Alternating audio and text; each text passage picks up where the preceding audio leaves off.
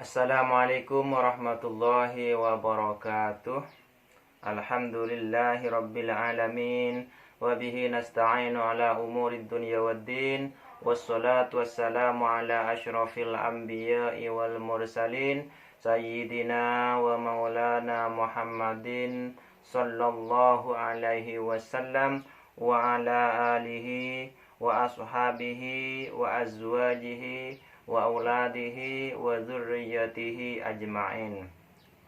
Qala Allah Ta'ala fi kitabihil karim, qatiluhum yu'adzibuhumullahu bi'aidikum wa yukhzihim wa yansurkum alaihim wa yashfi sudura qaumin mu'minin wa yudhhib ghaidha qulubihim wa yatubullahu ala man yasha' wallahu alimun hakim.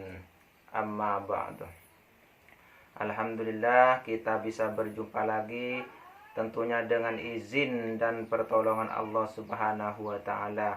Mudah-mudahan semuanya yang sedang sakit segera disembuhkan oleh Allah Subhanahu wa ta'ala, yang sedang dalam kebingungan, dalam kesusahan, dalam kesempitan, mudah-mudahan segera dilapangkan oleh Allah Subhanahu wa ta'ala, diberikan jalan yang luas terang benderang. Yang ada hutang, yang banyak hutang, yang punya hutang, mudah-mudahan segera dilunaskan oleh Allah Subhanahu wa ta'ala. Yang sedang mencari pekerjaan, mudah-mudahan segera mendapatkan pekerjaan yang menghasilkan rezeki yang banyak, halal dan barokah. Yang punya hajat, mudah-mudahan hajatnya segera dipenuhi oleh Allah Subhanahu wa ta'ala. Amin ya rabbal alamin. Alhamdulillah, perjumpaan kita kali ini saya hanya akan sedikit menjelaskan tentang beberapa orang yang katanya menjadi korban Gus Samsudin ya. Jadi di sini hanya meluruskan saja, hanya memberi penjelasan agar semuanya bisa paham dan tidak salah perspektif, teman-teman ya. Tidak salah maksud, tidak salah menduga ya. Karena setiap kejadian, setiap masalah dan semuanya pasti ada hikmahnya. Dan yang tentunya itu adalah ilmu yang masing-masing kita harus mengetahuinya dengan cara belajar ataupun yang lainnya. Jadi kita harus memahami dulu setiap sesuatu itu kita ikuti dari akar masalahnya, dan juga harus paham apa sebab penyebabnya. Jadi yang di sini sebenarnya saya tidak ingin menjelekkan atau menyalahkan siapapun. Makanya saya di sini hanya membantu meluruskan saja supaya tidak terjadi kesimpang siuran dan tidak bertambah-tambah kerusakan atau keributan atau kesalahpahaman, sehingga tidak semakin menyebar luas dan tidak menambah keresahan di dalam masyarakat kita. Jadi di sini saya sedikit menjelaskan bahwa yang namanya berobat itu berobat kemanapun tidak ada yang menjamin kesembuhan. Jadi yang saya lihat ada beberapa video yang menayangkan yang mengaku sebagai korban Gus Samsudin Jadab. Jadi di sini saya sedikit memberi penjelasan supaya bisa dipahami dengan sebaik-baiknya dan bisa dimengerti ya, dan bisa dimaklumi.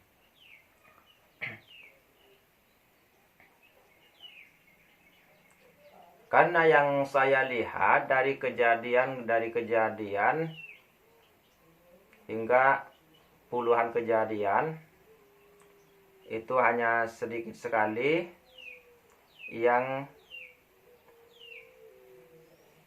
memberi kesaksian tentang penipuan tersebut. Karena sebenarnya sejatinya itu bukan penipuan, karena memang yang namanya berobat kemanapun tidak ada yang menjamin kesembuhan. Jadi itu bukan penipuan teman-teman ya, karena walaupun misalnya membeli apa, karena yang namanya berobat memang ada beberapa tingkatan, ada tingkatan yang standar, di bawah standar, ada yang standar atau di atas standar. Sama dengan di rumah sakit juga seperti itu teman-teman ya. Namun bedanya kalau kita bandingkan dengan rumah sakit, kalau di rumah sakit itu semuanya harus berbayar teman-teman ya.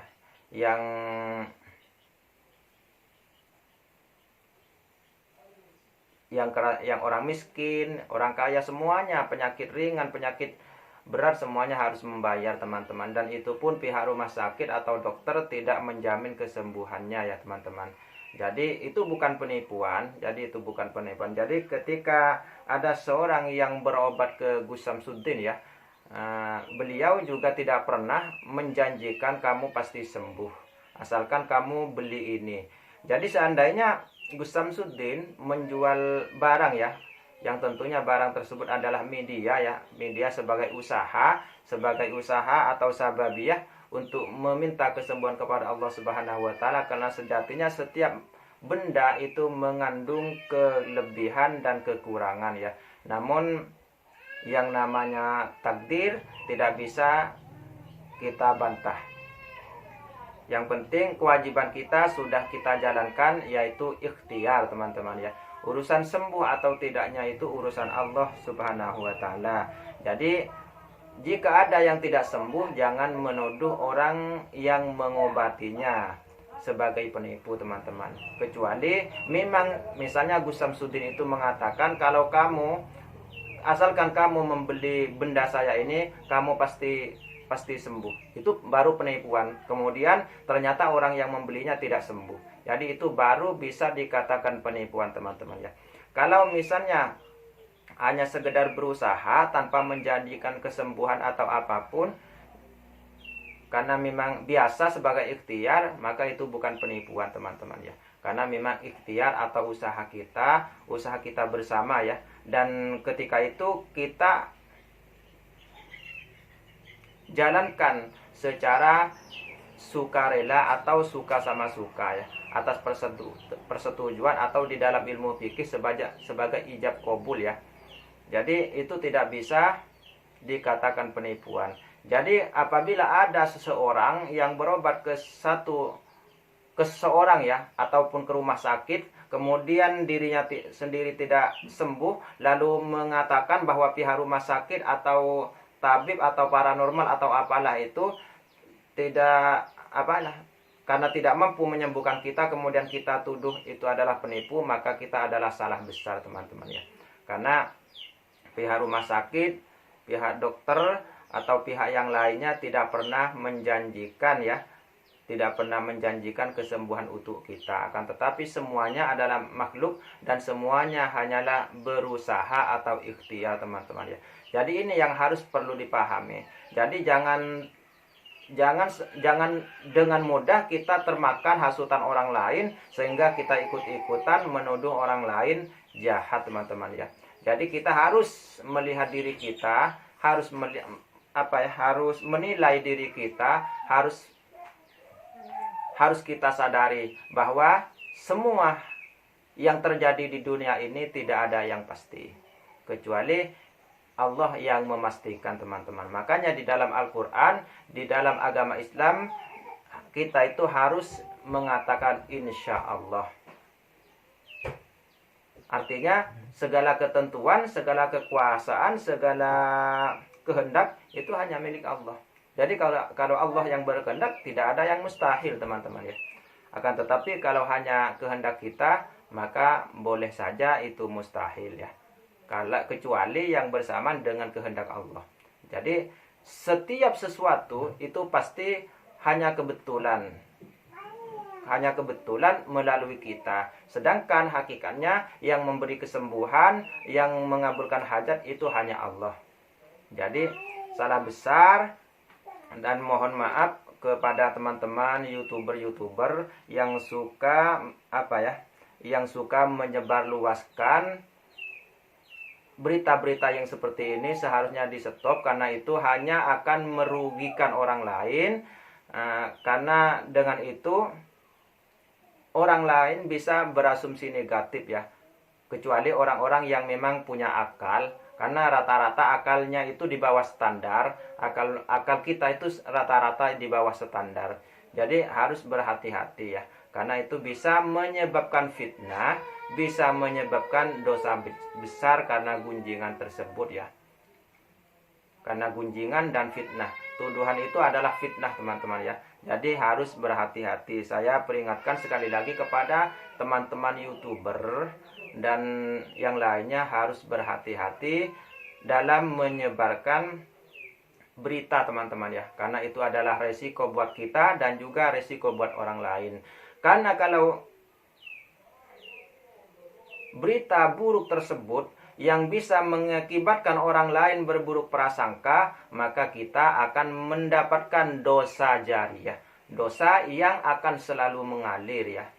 Jadi bukan amal jariyah, bukan amal baik yang selalu mengalir, akan tetapi dosa jariyah, dosa yang akan selalu mengalir. Karena misalnya dari saya menuduh seseorang melakukan penipuan, padahal seseorang tersebut tidak melakukan penipuan, berarti saya sudah menuduh atau memfitnah. Kemudian orang yang mendengarkan dari saya menyampaikan ke orang lain supaya tidak mendatangi itu karena orang tersebut melakukan penipuan, dan begitu seterusnya. Jadi ini adalah dosa jariyah atau dosa yang mengalir terus-menerus teman-teman ya. Semakin lama semakin bertambah. Dan kalau sudah menyebar, maka kita tidak mungkin meminta maaf. Sedangkan maaf dari Allah itu hanya akan diberikan kepada orang yang harus memenuhi dua syarat ya, atau dua jalan. Kalau misalnya dosa kepada Allah, minta ampun kepada Allah. Kalau dosa kepada manusia, syaratnya untuk diberi ampunan oleh Allah, diberi maaf oleh Allah, yaitu dengan cara meminta maaf dulu kepada orang yang bersangkutan.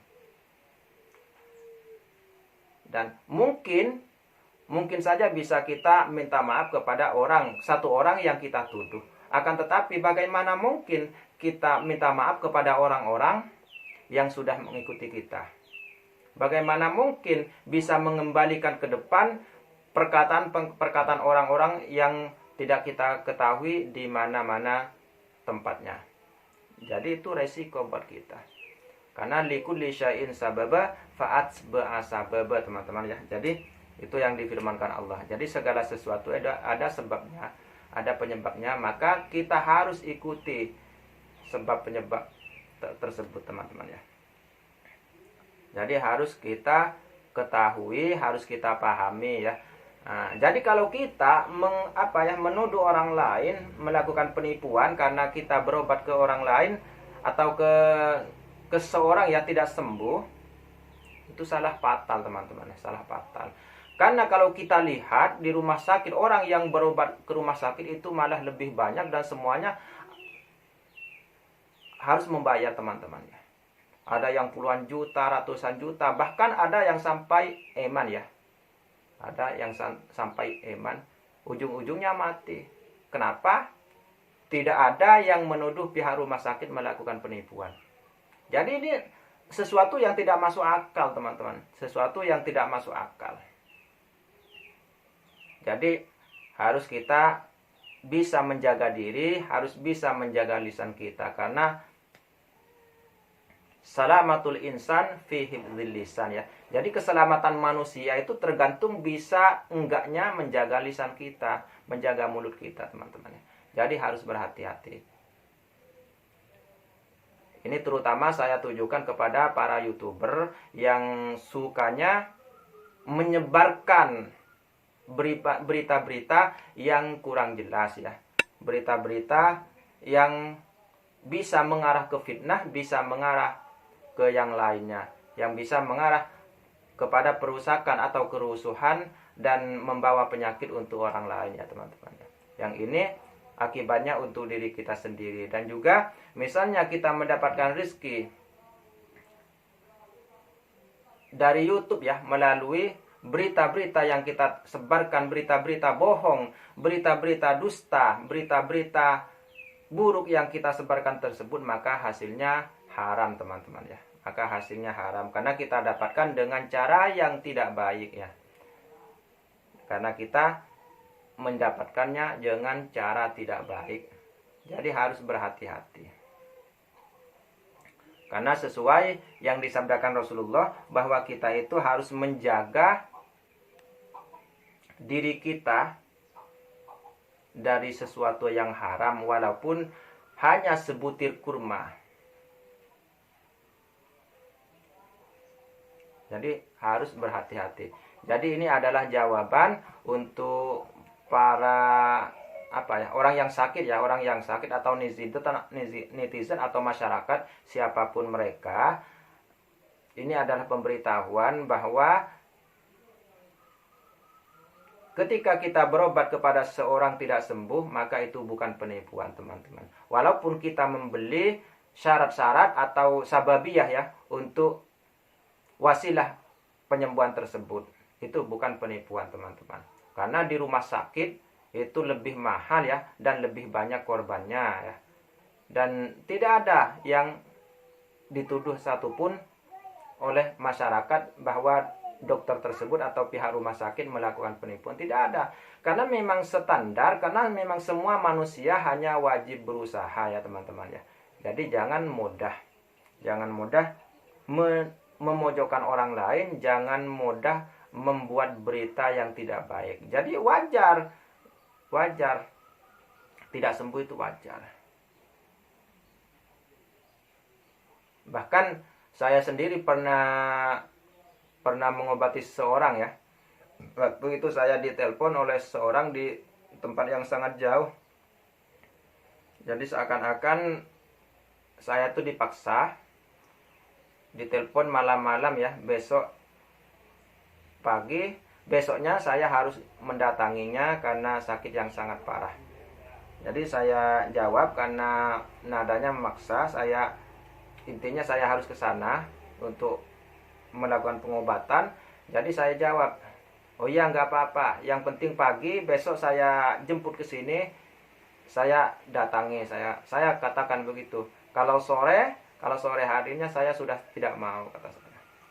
Jadi kalau ingin berobat ke saya, ingin memanggil saya, ingin menjemput saya, jemputlah pagi-pagi. Insya Allah saya datangi. Akan tetapi setelah lepas tengah hari, saya tidak mau. Saya katakan begitu. Karena saya punya